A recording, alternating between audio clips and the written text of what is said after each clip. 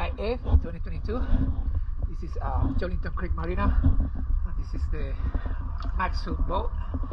We're just gonna take a look at the after video.